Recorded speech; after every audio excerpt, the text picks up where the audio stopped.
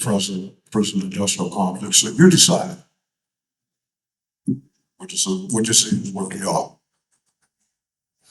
the great principles of political freedom or of natural justice embodied in the Declaration of Independence extended to us. I say it with a sad sense, the blessings of this country are not shared in common. The inheritance of justice, liberty, prosperity, and independence is shared by you and not by all. The sunlight that brought life and heaven to you has brought strife and death to me. My subject then is American slavery, whether we return to the declarations of the past or professions of the present. The conduct of the nation seems equally hideous and revolting. America is false to the past, false to the present, and solemnly binds herself false to the future. Slavery is over now, you say, to target a population pool with a highly addictive substance, one in which no one can afford, and instead of offering treatment for these addictions, we place everyone in jail. It is but a government pretense to continue slavery under the guise of war on drugs. You say these people are crack fiends and they don't have to behave like they do. They want to behave like they need their dope. Well, citizen, this line of thinking only proves that you approve of the government fraud. Because when people have free will to walk away, then the substances cannot be addictive. And if not addictive, then why are those substances against the law? So instead of even treatments, which some of you scream is cost prohibitive, you would have in place a system that is even more cost prohibitive. Prisons. Or if you're free will thinking, instead of having laws increasing liberty, you have laws restricting liberty. Again, prisons is the answer. America locks up more people than any country in the world.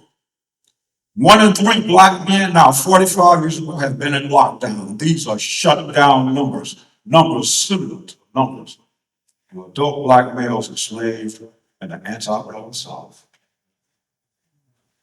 What? Am I to argue that it's wrong to make men brutes, to rob them of their liberty, to work them out without wages, to keep them ignorant of their relations to their fellow men, to rip their flesh with the lash or tasers, to load their limbs with iron, to sell them at auction as corporations mine for free workers while in jail, to divide their families, to starve them to obedience and submission to their masters as in solitary confinement? I argue that a system thus marked with blood and stained with pollution is wrong. No, I will not argue. You look at it. Yes, you look at it. As with the system of chattel slavery, America is false to the past. And with this new slavery system of lockdown, America is false to the present. And as America seeks to expand its hideous past and repulsive present into a position of world dominance and hegemony, just privatize the slave lockdown system and ship it overseas. America solemnly binds herself false to the future. At a time like this, sparkling irony and convincing argument is needed. As this the land of the free. For it is not the light that is needed, it is the fire. It is not the shower, but the thunder, and the storm, the whirlwind, the earthquake. The filling of the nation must be quickened. The conscience of the nation must be roused. The propriety of the nation starved. The hypocrisy of the nation must be exposed, and its crimes against God and man denounced. The boasted liberty and unholy license, your national greatness, swelling vanity, your sounds of rejoicing are empty and heartless. Your shouts of liberty and equality, hallmark. Your prayers and hymns, sermons and thanksgivings are mere bombast, fraud, deception, impiety, and hypocrisy, and thin veil to cover up crimes and disgraces a nation of savages. It is not a nation on earth due to the practices more shocking and bloody. than these United States at this very hour. Go search where you will. Roam the world. Lay facts by the side of everyday practices of this nation. And you will say with me that from revolting barbarity and shameless hypocrisy, America reigns without rival. Frederick Douglass' 1852 speech on slavery, hey, are we still looking the same today? From the false hair wearing women to the muscle-bodied minions, blisters on their hands and hearts. Do they feel that they do not belong to America, as the great fortunes accumulated by slavery, death, and murder are managed by those who corrupt and be concerned with justice?